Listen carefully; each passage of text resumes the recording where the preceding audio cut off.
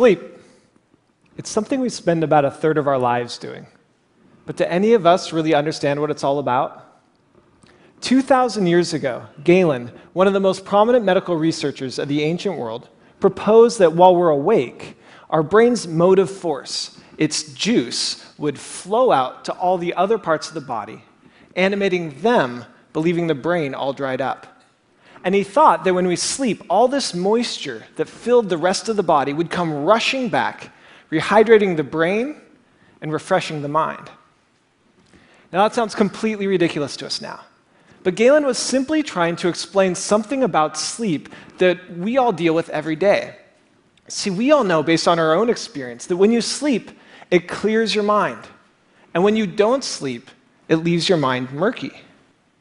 But while we know a great deal more about sleep now than when Galen was around, we still haven't understood why it is that sleep, of all of our activities, has this incredible restorative function for the mind.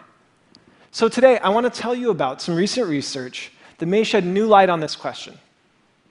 We found that sleep may actually be a kind of elegant design solution to some of the brain's most basic needs, a unique way that the brain meets the high demands and the narrow margins that set it apart from all the other organs of the body. So almost all the biology that we observe can be thought of as a series of problems and their corresponding solutions. And the first problem that every organ must solve is a continuous supply of nutrients to fuel all the cells of the body. In the brain, that is especially critical. Its intense electrical activity uses up a quarter of the body's entire energy supply, even though the brain accounts for only about 2% of the body's mass. So the circulatory system solves the nutrient delivery problem by sending blood vessels to supply nutrients and oxygen to every corner of our body. You can actually see it in this video here. Here we're imaging blood vessels in the brain of a living mouse. The blood vessels form a complex network that fills the entire brain volume. They start at the surface of the brain, and then they dive down into the tissue itself. And as they spread out, they supply nutrients and oxygen to each and every cell in the brain.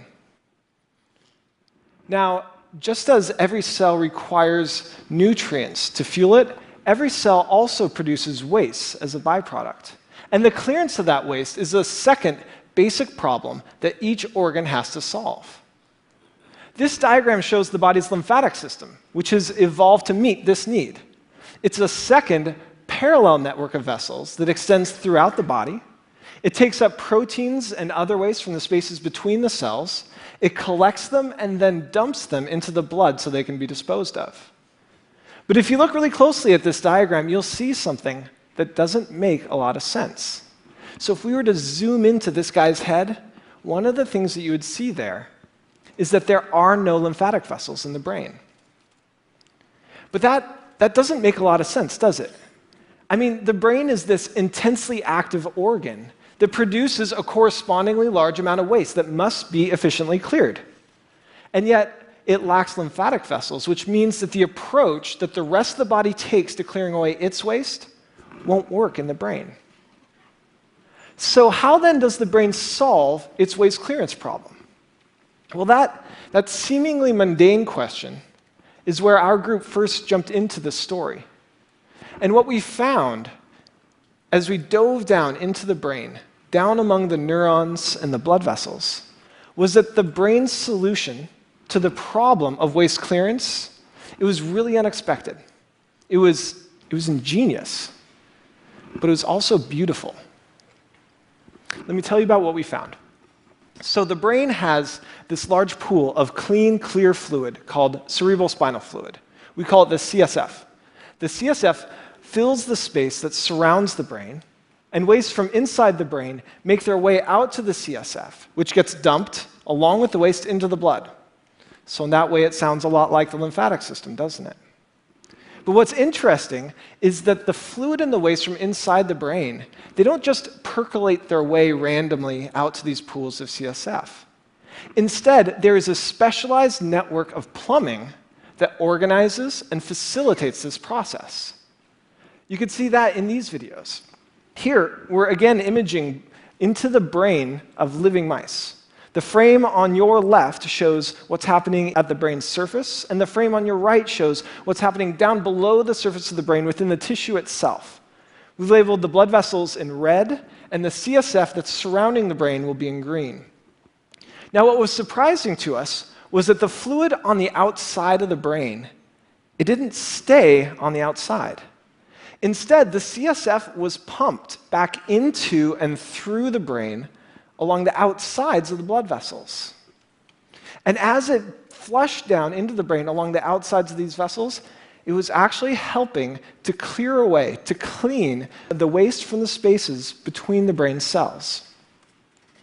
If you think about it, using the outsides of these blood vessels like this is a really clever design solution. Because the brain is enclosed in a rigid skull, and it's packed full of cells, so there is no extra space inside it for a whole second set of vessels like the lymphatic system. Yet the blood vessels, they extend from the surface of the brain down to reach every single cell in the brain, which means that fluid that's traveling along the outsides of these vessels can gain easy access to the entire brain's volume. So it's actually this really clever way to repurpose one set of vessels, the blood vessels, to take over and replace the function of a second set of vessels, the lymphatic vessels, to make it so you don't need them. And what's amazing is that no other organ takes quite this approach to clearing away the waste from between its cells. This is a solution that is entirely unique to the brain. But our most surprising finding was that all of this, everything I just told you about, with all this fluid rushing through the brain, it's only happening in the sleeping brain. Here, the video on the left shows how much of the CSF is moving through the brain of a living mouse while it's awake. It's almost nothing. Yet in the same animal, if we wait just a little while until it's gone to sleep, what we see is that the CSF is rushing through the brain. And we discovered that at the same time, when the brain goes to sleep, the brain cells themselves seem to shrink, opening up spaces in between them, allowing fluid to rush through and allowing waste to be cleared out.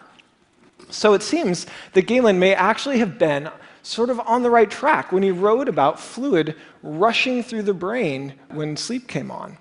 Our own research, now it's 2,000 years later, suggests that what's happening is that when the brain is awake and is at its most busy, it puts off clearing away the waste from the spaces between its cells until later.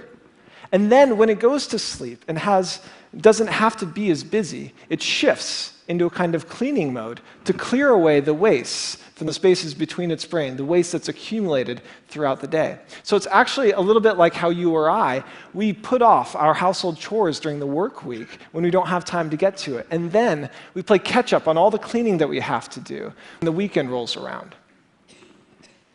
Now, I've just talked a lot about waste clearance, but I haven't been very specific about the kinds of waste that the brain needs to be clearing during sleep in order to stay healthy. The waste product that these recent studies focus most on is amyloid beta, which is a protein that's made in the brain all the time. My brain's making amyloid beta right now, and so is yours. But in patients with Alzheimer's disease, amyloid beta builds up and aggregates in the spaces between the brain cells instead of being cleared away like it's supposed to be. And it's this buildup of amyloid beta that's thought to be one of the key steps in the development of that terrible disease. So we measured how fast amyloid beta is cleared from the brain when it's awake versus when it's asleep, and we found that indeed, the clearance of amyloid beta is much more rapid from the sleeping brain. So if sleep, then, is part of the brain's solution to the problem of waste clearance, then this may dramatically change how we think about the relationship between sleep, amyloid beta, and Alzheimer's disease. A series of recent clinical studies suggests that among patients who haven't yet developed Alzheimer's disease, worsening sleep quality and sleep duration are associated with a greater amount of amyloid beta building up in the brain. And while it's important to point out that these studies don't prove that lack of sleep or poor sleep cause Alzheimer's disease, they do suggest that the failure of the brain to keep its house clean by clearing away waste like amyloid beta, may contribute to the development of conditions like Alzheimer's. So what this new research tells us then is that the one thing that all of you already knew about sleep, that even Galen understood about sleep, that it refreshes and clears the mind, may actually be a big part of what sleep is all about. See, you and I, we go to sleep every single night, but our brains, they never rest. While our body is still and our mind is off walking in dreams somewhere, the elegant machinery of the brain is quietly hard at work, cleaning and maintaining this unimaginably complex machine. Like our housework, it's a dirty and a thankless job, but it's also important. In your house, if you stop cleaning your kitchen for a month, your home will become completely unlivable very quickly. But in the brain, the consequences of falling behind may be much greater than the embarrassment of dirty countertops. Because when it comes to cleaning the brain, it is the very health and function of the mind and the body that's at stake. Which is why understanding these very basic housekeeping functions of the brain today may be critical for preventing and treating diseases of the mind tomorrow. Thank you.